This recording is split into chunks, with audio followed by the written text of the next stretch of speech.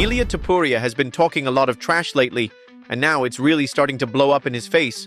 The Russian MMA world? They're furious. They're coming for him hard.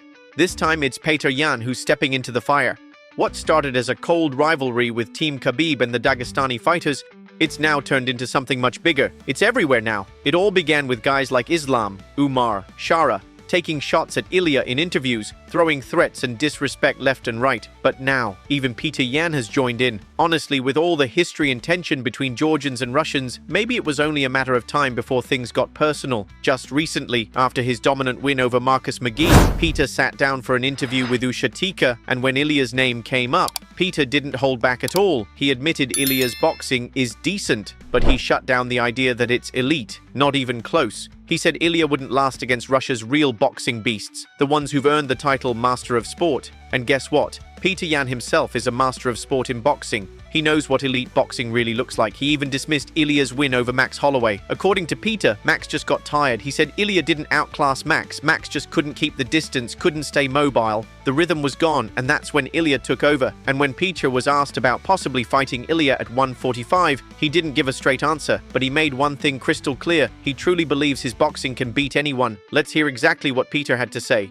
Ilia's boxing? It's okay. He understands the basics. But elite? Number? Look at who he's fought. Take his win over Max Holloway. He backed him into the cage and finished him. Sure, but Max was tired. He couldn't control the distance. That's all it was. With the right prep, Max beats Ilia, no doubt. And about a fight between me and Ilia. Look, I don't waste time with fantasy matchups. They don't mean anything. But one thing's always true. I believe I can beat anyone. And just when fans thought Ilia might defend his title against Paddy Pimblett next, a total curveball dropped. In a recent interview with Submission Radio, Dan Hooker, ranked number 6 in the lightweight division, dropped a bomb. According to Dan, Ilia's first title defense isn't going to be against Paddy at all. He said, Ilia is going to face Justin Gaethje. That's right, El Matador versus Gaethje. And that's not all. Dan laid out what sounds like the UFC's entire game plan for the lightweight division. He said Max Holloway is lined up for a rematch against Charles Oliveira, and Arman Tsarukyan, the only top guy left without a fight. That's why Dan's calling him out. He wants Arman. Dan also shared that he's now working with a new manager, someone he called Elite, someone who's changing his whole career path and promising to finally push him up the rankings the right way. Dan said this manager has already helped him get his mindset right. No more dumb decisions, no more missteps. And honestly, the way Dan spoke during that interview, it really seemed like his new manager has real inside connections in the UFC. Now, whether everything Dan said actually happens or not, one thing is clear. He's locked in on fighting Arman and making a serious comeback. Gaethje will fight for the title. And they're going to do Holloway, Oliveira. They're going to do Gaethje for the title. And then that leaves with my man Arman. That's the fight I want. That's the fight that makes sense. They've told him one more. He's turned down Gamrot, who's ranked one before me. Like, let's be honest. Like, the guy's a walking bag of sand.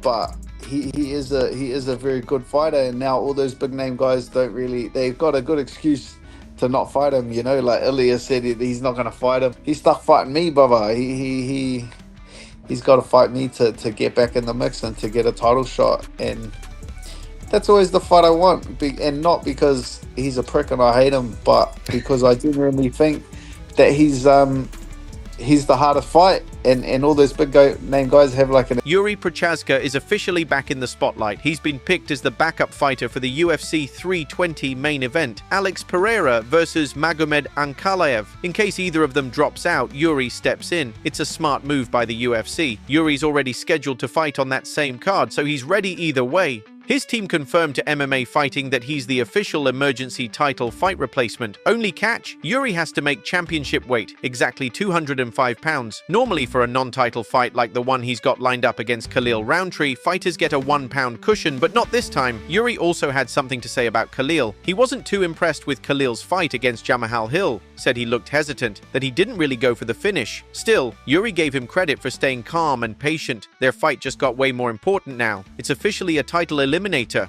Whoever wins could be fighting for the belt next, unless Yuri ends up stepping in for the Pereira-Ankalaev fight. Either way, UFC 320 just got even crazier. Pereira versus Ankalaev 2 for the belt, Yuri versus Roundtree for a shot at the belt. And now, the chance of a last-minute twist if someone pulls out. Light heavyweight is getting wild again. I love the fact that your fight is on the same card as theirs. Has there been any indication if for whatever reason, if Pereira can't fight, you know, they always have a backup fighter. I would imagine either you or Roundtree get the call. Is it you? Yeah, that's right. Okay, so you'll be the backup. Yeah. Okay. And so that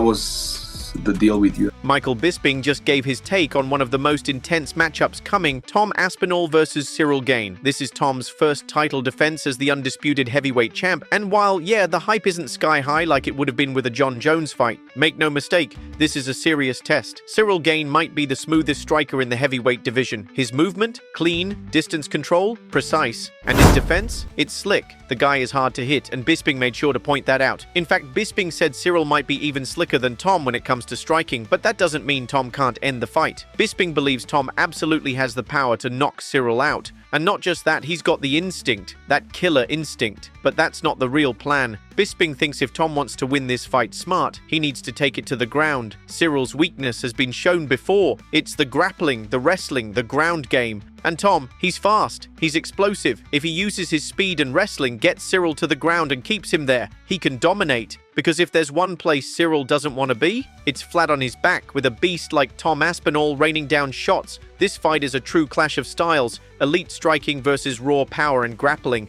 Aspinall knows what's at stake. He knows people wanted the Jones fight. He knows he has something to prove. And for Cyril, this is his chance to finally capture that undisputed gold. So yeah, maybe the hype isn't as loud as some other fights, but make no mistake, this one matters.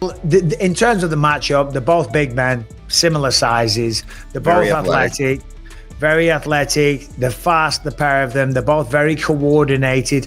I think if I had to give an advantage to Cyril, it'd be in the, maybe in the movement. Maybe he's a little slicker on the feet, but he's not as powerful as Tom. And Tom's certainly slick as we know. But the wrestling, the grappling side of things, it's not even a conversation. It's not a conversation. So. Tom should be able to take him down if he chooses to. So if Cyril Gane isn't training in Dagestan for 2-3 months, years, days, weeks, or whatever, Arkansas, Tom's probably got bigger power. Tom might just knock him out on his feet as well.